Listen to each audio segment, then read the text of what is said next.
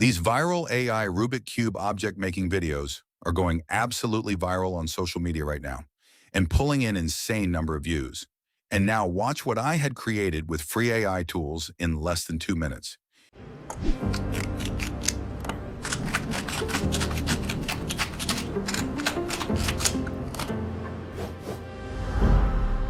Here is full method how you can create these for free.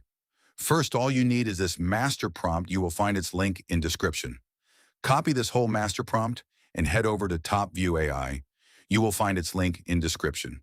Here we will use C-Dance 2.5 feature, which is unlimited free for 60 days. Here go to text to video. Here paste the prompt in prompt box. Now come to designated object section in this prompt. Here you can type any object you want. For this tutorial, I am going with a bicycle.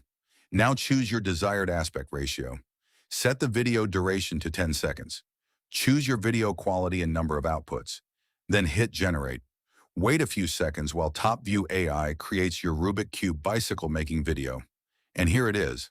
Now let's watch the full result together.